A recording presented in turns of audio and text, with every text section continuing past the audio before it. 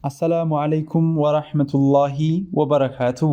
ውድና የተከበራችሁ የሐሩን ሚዲያ ተከታታዮች ፕሮግራማችንን በዓለም ዙሪያ ሆናችሁ የምትከታተሉን ሁሉ በያላችሁበት የዓለም ዳርቻ አክብሮታዊ ሰላምታችን ይድረሳችሁ እያለን ወደ ዛሬው ፕሮግራማችን እናመራለን።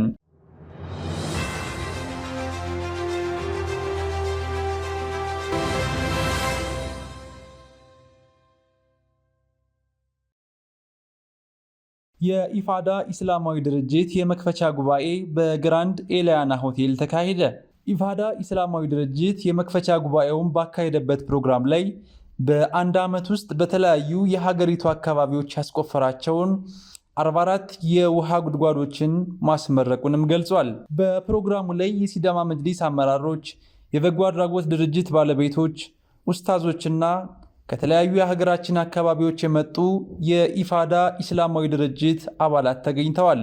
ኢፋዳ ኢስላማዊ ድርጅት ህዳር 3 2016 ዓመተ ልደት በ10 የቴሌግራም ግሩፖችና በ200 አባላት የተመሰረተ ሲሆን ዓላማውም ሙስሊም ወጣቶች መንፈሳዊነታቸውን አጠናክረው ወደ ኢስላማዊ ማንነት እንዲመለሱ ማድረግ ሲሆን በዚህም እርስ በእርስ ቁርአን እንዲቀሩና እንዲተዋወሱ ማድረግ እንዲሁም የተለያዩ የኸይር ስራዎችን በጋራ በመሆን መስራትና ማስተባበር ይገኝበታል።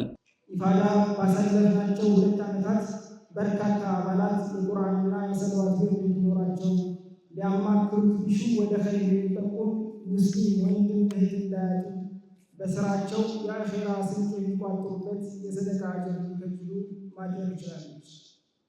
ባሳለፍነው 1 ዓመት ውስጥ የነበሩንን አባላት ቁጥር በእጥፍ በማሳደግ 500 በአላህ መንገድ የተገናኙ የቁርአንና የሰለዋት ልምድ ያላቸው አባላት ማፍራት ችለናል። በሰደቃ ፕሮጀክታችን ኢፋዲዎች ነገ አላህ ፊት መቆምን ፍራቻ የሰው ፊት ቆመው የሰበሰቡት ከ10 ሚሊዮን ብር በላይ ገንዘብ ወጪ የተደረገባቸው 44 የውሃ ፕሮጀክቶችን ማጠናቀቅ ችለናል። ለኢፋዲዎች ዛሬ ይህ መሰናዷችን የሰው ፊት ገርፏችሁ ያሰራችኋቸው የውሃ ጉድጓዶች የምትመረቁበት ቀን ጭምር ነው። በዛሬ መሰናዷችን ዓመቱን ሙሉ የአላህን ፊት ፈልገው ለኢፋዳ ሲተጉ የቆዩ ሀድራዎችንና ግለሰቦችን እንሸልማለን። ሰውን የማያመሰግን ጌታውን አያመሰግንም ነውና ለልፋታችሁ እውቅና እንሰጣለን። ድርጅቱ ኢፋዳ ጤና በሚል ጤንነትን ማስጠበቅ፣ ኢፋዳ ቢዝነስ በሚል የቢዝነስ ግንዛቤዎችን መስጠት እንዲሁም ኢፋዳ ቶርናመንት በሚል ወጣቶች በስፖርት ጤናቸውን እንዲጠብቁ ማድረግና ኢፋዳ ጋብቻ በሚል ደግሞ ኒካህ ማሰር ለሚፈልጉ ወጣቶች ድጋፍና ስልጠና በመስጠት እየሰራ እንደሚገኝ ተገልጿል።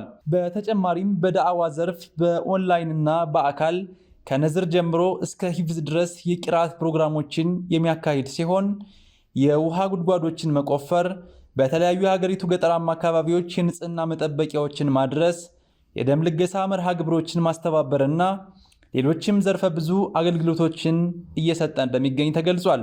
በዚህ የድርጅቱ 2ኛ ዓመት የመክፈቻ ፕሮግራም ላይ ስለ ቁርአን፣ ኢስላማዊ ወንድማማችነት ላይ ያተኮሩ ዳዕዋዎች በተለያዩ ኡስታዞች የተደረገ ሲሆን ግጥሞችና ነሺዳዎችን ጨምሮ የተለያዩ ዶክመንተሪዎች ለእይታ ቀርበዋል። እኛ ሙስሊሞች ትልቁ ሀብታችን፣ ትልቁ ማንነታችን አንድነታችን፣ የትም የማይገኝ አንድነት ነው ያለን። በምን ይገለጻል ካላችሁኝ ከአርካነል ኢስላም ልጀምርላችሁ። ብዙ ጊዜ የተዘነጋ ርዕስ ስለሆነ ብዙ ሰው በመፈላሰፍ ሰፋ አደርገዋለሁ አንቦረቅቀዋለሁ በሚል ወጣ ያለ ዳዕዋ ነው። ሰው ግን መሰረቱን ነው መያዝ ያለበት ብዬ ስለማመን ከሱ ጀምራለሁ። ሁሉም ሙስሊም ወደ እስልምና መግቢያው በር የትኛው ነው ከተባለ ላኢላሃ ኢላላህ ሙሐመዱን ረሱሉላህ። ሌላ ቃል አለ?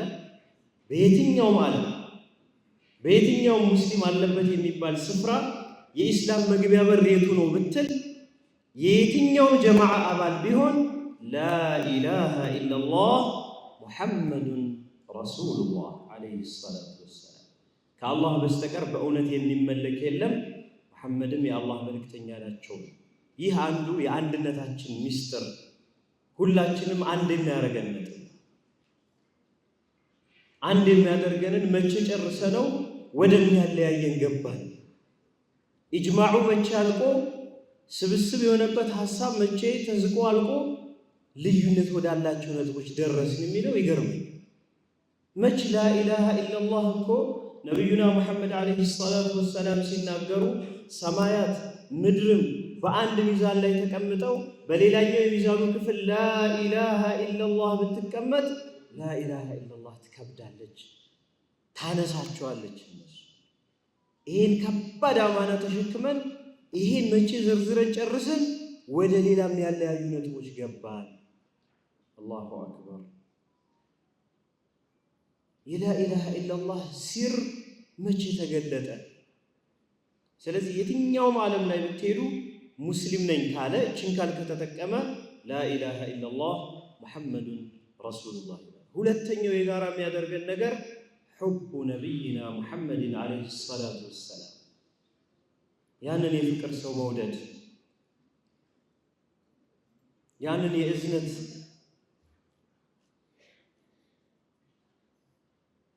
የቸርነት የጀግንነት መውደድ፣ አላህም ይሄን መልእክት አድርስ ብሎ አጭቷቸው ልኳቸዋል ወደኛ ብሎ ማመን፣ ይሄንን መመስከር አንድ ያደርገናል። ስለ ረሱሉ ዓለይሂ ሰላቱ ወሰላም ገና ሳይፈጠሩ ሳይወለዱ ጀምሮ እየተወራ ነው። አሁንም እየተወራ ነው፣ ወደፊትም ይወራል። ግን አያልቅ። ይሄን መቼ ጨርሰን ወደ ልዩነቱ ደረስ። መጀመሪያ የላኢላሃ ኢላላህ ጉድ፣ የላኢላሃ ኢላላህ አጃኢብ፣ ከአላህ ውጭ የሚመለክ የለም ብለህ ራስህን ተንተርሰህ በሰላም መተኛት የትኛውም አመለካከት ላይ እኮ የለም ከኢስላም ውጭ። አንዱ ጋር ስትሄድ ጌታ እንደዚህ ነው፣ አንዱ ጋር ስትሄድ እንዲህ ነው፣ አንዱ ጋር ስትሄድ እንዲህ ነው። ሰሞኑን እያነበብኩ ነበር። የቡድሂዝም እምነት ተከታዮች አላህን በጣም ወደድ ነው ብለው አላህ በጣም ሁሉን ነገር ስለሚችል ላምን መሰለ፣ በላም ቅርጽ ለኛ ተገለጠልን ብለው ገለጹት። ሌሎቹ ደግሞ ሰውን መሰለ ብለው ገለጹት። ኢስላምስ አላህ ሁሉን ቻይ ስለሆነ ሰውንም ላምንም ፈጠረ። አላሁ አክበር። ይሄ የአንድነት አርማ፣ ይሄ የምንም ሸክ ሽርክ የሌለበት አመለካከት ባለቤት ሆነን ሌላ ልዩነትና ፍልስፍና ውስጥ ምኑ አስቀንቶን ምን ጎድሎብን ወደ ሌሎቹ ሄድ የተሰጡንን ሌላ የማንፈልጋቸው የቤት ስራዎች ለመስራት ምን ጋበዘን? ልምጣለን። ይሄ መጀመሪያው ነው።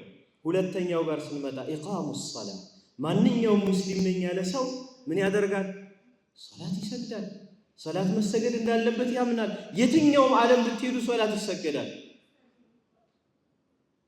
ተመሳሳይ አምልኮ ያለው፣ ተመሳሳይ ጸሎት ያለው፣ ተመሳሳይ አቅጣጫ ያለው፣ ተመሳሳይ ጥሪ ያለው፣ አዛን ያለው ሌላ ሃይማኖት አለ? የለም። ስለዚህ ኢስላም አንድ ያደርገናል። አርካኑን እንያዝ እስኪ። መጀመሪያ መሰረቱን ቅርንጫፉ እስከ መሄዳችን በፊት መች ስለ ሶላት ተወርቶ ያልቃል? አሰላቱ ሲለቱን በይነ ልዓብድ ወረቢሂ። ሶላት ማለት እኮ በአንድ ባሪያና በጌታው መካከል ያለች ኔትወርክ መተሳሰሪያ ገመድ ናት። መቼ ስለ እሱ አውርተን ጨረስ? አርካኑ ሰላት፣ ዋጅባቱ ሰላት፣ ሱነኑ ሰላት፣ ሙስተሐባቱ ሰላት፣ መክሩሃቱ ሰላት፣ ሙብጢላቱ ሰላት፣ መቼ ይሄንን ማያጣላውን መቼ ጨረስ?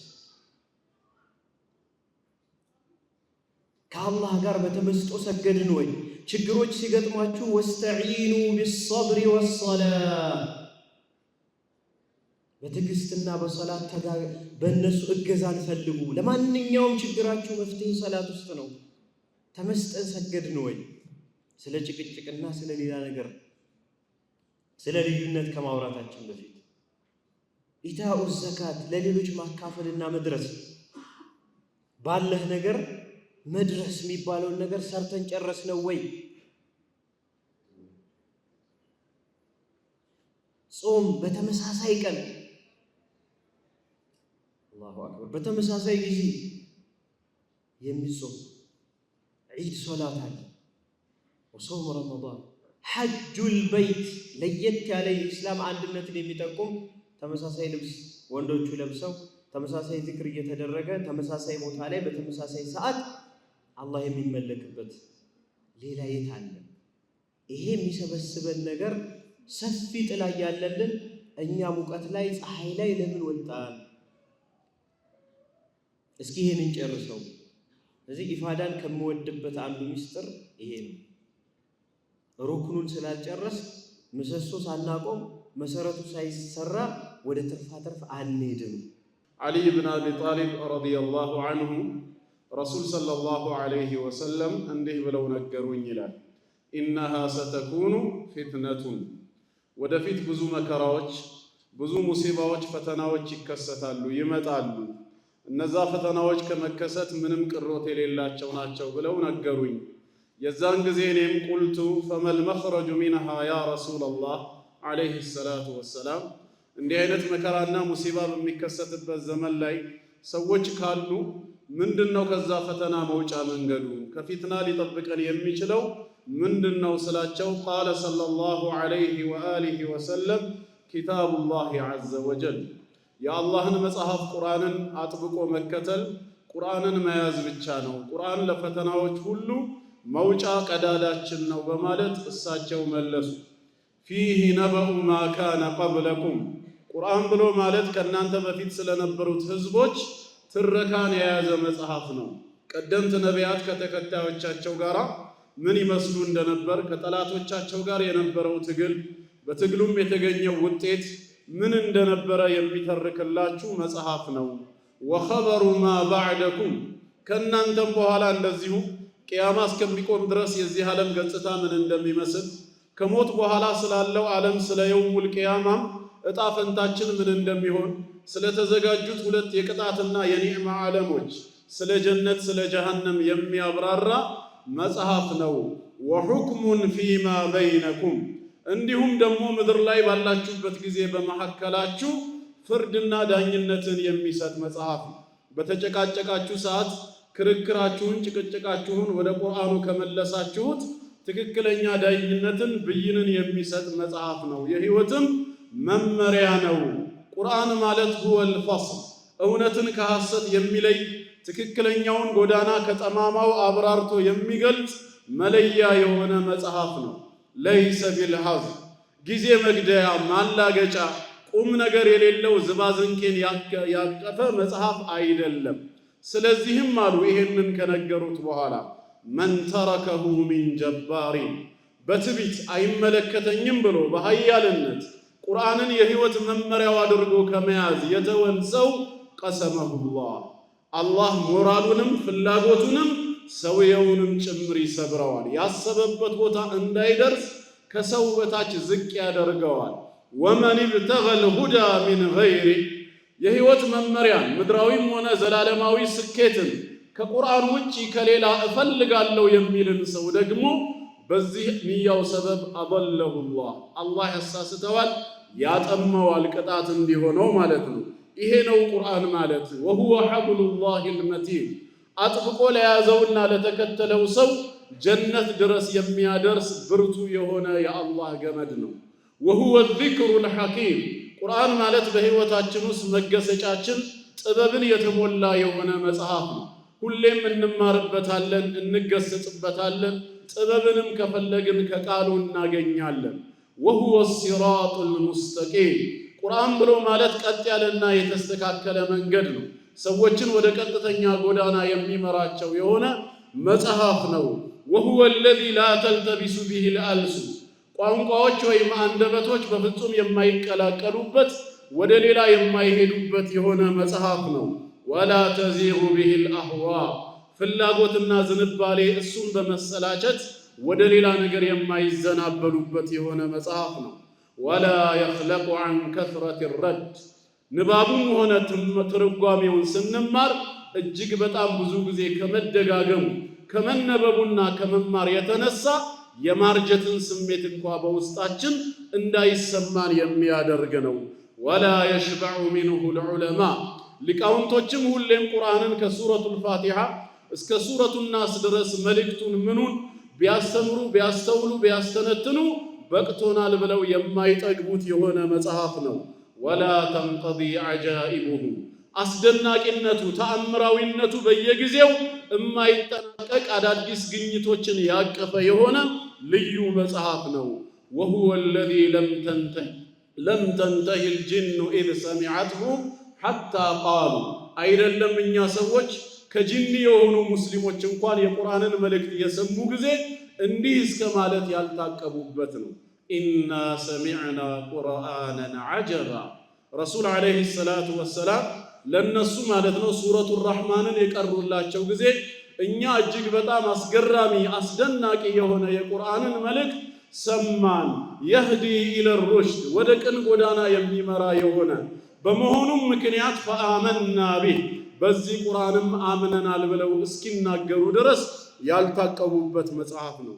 ስለዚህ ሙስሊሞች ሆይ መን ቃለ ቢሂ ሰደቅ ሁሌም ቁርአንን መሰረት አድርጎ የተናገረ ሰው ንግግሩ እውነት ነው።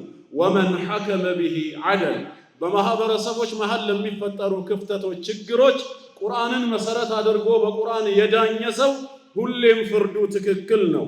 ወመን ኢዕተሰመ ቢሂ ፈቀድ ሁዲየ ኢላ ሲራጢን ሙስተቂም ቁርአንን የህይወት መመሪያው አድርጎ የያዘ ሰው በቀጥተኛው ጎዳና ላይ ቀጥ እንዳለ እንደተመራ ነው ብለዋል። ስለዚህ ቁርአንን በተመለከተ ቢያንስ መሰረታዊ የሆኑ 4 ሐቆች አሉና እነዚህን ሕቁቆች እኔም እናንተም እንድናሟላ ነው። አላህ ይወፍቀን። ከአራቱ የመጀመሪያውና ዋነኛው ቁርአን መልእክቱም ቃሉም ከአላህ ዘንድ የመጣ የአላህ ቃል ነው ብለን እንድናምን ነው። አልቁርአኑ ከላሙላህ ዐዘ ወጀል ቢልለፍዝ ወልመዕና ሚን ዒንዲላህ ቁርአን የጌታ አላህ ንግግር ነው። ቃሉም መልእክቱም ከአላህ ዘንድ ወደኛ የተላለፈ ነው። ቁርአን የጅብሪል ዓለይሂ ሰላም ንግግር አይደለም። ቁርአን የረሱል ሰለላሁ ዐለይሂ ወሰለም ንግግር አይደለም። ወለይሰ ሊጅብሪል ዓለይሂ ሰላም ወላ ሊሙሐመድን ሰለላሁ ዐለይሂ ወሰለም ኢለ ተብሊግ ወልአዳ መልእክቱን በተብራራ መልኩ ለኡመታቸው ማስተላለፍ ከአላህ ዘንድ እንደተላከው ወደ እሳቸው ማድረስ እንጂ በቁርአን ላይ ተናጋሪው ከሱረቱል ፋቲሃ እስከ ሱረቱ ናስ 114ቱም ሱራ የጌታ አላህ ቃል ነው ብሎ አምኖ መቀበል ነው። ይሄ የመጀመሪያው ግዳጃችን ነው ማለት ነው። ሁለተኛው ደግሞ በየጊዜው አቅማችን በቻለ መጠን ቃሉን ማንበብ ይገባናል። ረሱል ዓለይሂ ሰላቱ ወሰላም ኢቅረኡል ቁርአን ቁርአንን አንብቡ ፈኢነሁ ያእቲ የውሙል ቂያመቲ ሸፊዐን ሊአስሓቢሂ ነገ በጭንቁና በመከራው ቀን ለባለቤቶቹ ላነበቡትና ለሰሩበት አማላጅ ሆኖ ይመጣልና አንብቡ ብለዋል። በሌላም ሐዲሳቸው መን ቀረአ ሐርፈን ሚን ኪታቢላህ ፈለሁ ሐሰነቱን ወልሐሰነቱ ቢዐሽሪ አምሳሊሃ ከአላህ መጽሐፍ በቁርአን ያነበበ ሰው ሐሰና ይኖረዋል፣ አንድ ፊደል እንኳ ቢሆን። ሐሰና ደግሞ መነሻው እጥፍ ድርብ የሚሆነው ከ10 በመነሳት ነው። ስለዚህ እያንዳንዱን የቁርአን ክፍል በቻላችሁት መጠን አንብቡ በማለት ረሱል ዓለይሂ ሰላቱ ወሰላም ነግረውናል። በሌላም ሐዲስ ኢቅረኡል ቁርአን ቁርአንን አንብቡ ወዕመሉ ቢሂ ወላ ተእኩሉ ቢሂ አንብቡት ደግሞም ስሩበት፣ መመገቢያ ወይም ደግሞ ንግድ አታድርጉት ብለዋል። ሶስተኛው ሌላው የቁርአን ሐቅ ደግሞ እንደዚሁ ከማንበብ ቀጥሎ አተደቡሩ መዓኒ መልእክቱን ማስተንተን። ቁርአን ከጌታ አላህ ዘንድ ወደኛ የተላለፈ መልእክት ነው። በምድራዊ ሕይወታችንም ሆነ በመጨረሻው ዓለም ለስኬት የሚዳርገን ነገር ሁሉ በውስጡ ተካቷል። ስለዚህ ከኛ የሚጠበቀው ተፍሲሩን መልእክቱን መማር ግድ ይሆናል ማለት ነው። አራተኛና የመጨረሻው አልዓመሉ ቢህ ቁርአንን መመሪያ አድርጎ መከተል፣ ቁርአን ባዘዘን መልኩ መታዘዝ፣ ቁርአን የከለከለንን መከልከል። እነዚህን 4 ሕቁቆች አሟልተን ከተገኘን በዱንያም በአኼራም ስኬታማ እንሆናለን። አላህ ቁርአንን በትክክል ተገንዝበው አንብበው በቁርአን ሰርተው ነጃ ከሚወጡ የበላይ ከሚሆኑ ህዝቦች ያደርጋል። የተገኘሁበት ቤተሰብ እኔ ያለሁት በአያት እጅ ነው። አያቶቼ ጎንደር ከተማ ውስጥ አንድ ባህል አላቸው። በመስጊዶቻቸው ውስጥ ተርቲብ የሚባል ነገር ምታውቃለች። ተርቲብ ማለት ሱፊ ላይ ተራው የደረሰ ሰው ዳቦ፣ ቡና፣ ሻይ ይዞ የሚሄድበት አይነት ፕሮግራም ነው። በዚህ ፕሮግራም አስካር ይባላል። የስም ተባረክ ይቀራል እና አያቴ ሲነግረን መነሻው ምን እንደሆነ ታውቃላችሁ? ከተማው በተለይ እኛ የምንሰግድበት መስጂድ አራዳ የሚባል መስጂድ አለ። እዛ መስጂድ የኛ ቤተሰቦች ናቸው በአብዛኛው አዛን የሚሉት የኛ አያት፣ ከዚያ በኋላ አጎቶቼ፣ አሁን ደግሞ ያለው መጨረሻ ላይ አጎቴ ነው አዛን የሚለው። እዛ አራዳ የሚባለው መስጂድ መናኸሪያው አካባቢ ነው ያለው እና መናኸሪያ ላይ በጧት ካፌዎች አይከፈቱም፣ ምግብ ቤቶች አይከፈቱም። ስለዚህ ለንግድ የሚመጣው ማህበረሰብ ቁርስ ሳይበላ ነው መንገድ የሚወጣው። ይሄ ያሳሰባቸው ቅድመ አያቶቻችን ተርቲብ የሚባለውን ነገር ጀምሮ እና መስጊድ ሲሰጡ ሊሻፋ የሚሄድ ሰው ሊሰግድ ሲመጣ ለሱ ቁርስ ይበላል። እንዲህ መደጋገፍ ያሳዩ ትልልቅ አያቶች። ከዚያ በሀያት የማላቀው አባቴ አለ፣ አሊ መሐመድ ይባላል። በቀይ ሽብር ነው ወደ አኸራ ሄደው ማሽሬት ያደርገው። ሰሞኑን ኮምቦልቻ እየተመላለሱ ከዚህ ቀደም የዛሬ 6 ወር አካባቢ ሄጄ አንድ ትልቅ አባት የአሊ መሐመድ ልጅ ነው ሲባሉ ግንባር ነው እና አንድ ነገር ማሳያ አለ ብለው ይዘው ሄዱ። መጀመሪያ የተወለዱባት ቤት አሳዩ። ደሳሳ የቀበሌ ቤት ናት እና ደግሞ ቀጥሎ ብለው ወሰዱና 2000 ካሬ የሳቸው ቦታ ነው። ምንድን ነው አሏቸው። ኮምቦልቻ መሬት እየታደለ ሁሉም በዘመድ እየተሰጠ እኔ ጠይቄ ተከልክዬ ሞራል ተመቶ መንገድ ላይ ያለቀስኩ ሲሄድ አባት መንገድ ላይ ያገኘ ምነው አባባ አለ። ነገርኩት እንዲህ ብሎ ከለከሉኝ። በቃ ሰነዶች ውስጥና ነገ ጠዋት መገናኝ አለኝ። ባለው ግን በማግስቱ መሬቱን አሰተለኝ። እሱ ግን በዚህ ውስጥ እየኖረ ተሰዋ። ለሌሎች መኖር ደስ ይላል። ኢፋዳዎች ኃላፊነታችሁን ለሌሎች መኖር ይመስለኛል። ነገር ግን ለሌሎች ሲኖር ደግሞ ራስን እየተጠቀሙ መሆን አለበት እያላለ እኔ አሁን ባለኝ አመለካከት ለሌሎች መኖር ማለት የራስን ማሳለፍ መስጠት ነው ብዬ እየሄድኩ ነው። ልክ ነኝ ብዬ ባላምን እናንተ ራሳችሁ እየጠበቃችሁ ለሌሎች መኖር ከጀመራችሁ ብዙ መስራት ትችላላችሁ። ራሳችሁን እየጠበቃችሁ ካልሆነ ግን የሆነ ቦታ ላይ ትቆማላችሁ። በመጨረሻም ለኢፋዳ ኢስላማዊ ድርጅት መጠናከር ጉልህ አስተዋጽኦ ላደረጉ የድርጅቱ አባላትና ከድርጅቱ ጎን ለነበሩ ተቋማትና ግለሰቦች ሽልማት ተበርክቶላቸዋል። ውድና የተከበራችሁ የሀሩን ሚዲያ ተከታታዮች የዛሬው ዝግጅታችን የተከታተላችሁትን ይመስል ነበር። ከዝግጅቱ ጋር አቲድ ሐሚድ ከካሜራ ባለሙያው ሳላሃዲን መሐመድ ጋር ነበርን። በሌላ ዝግጅት እስከምንገናኝ ወሰላሙ አለይኩም ወራህመቱላሂ ወበረካቱ።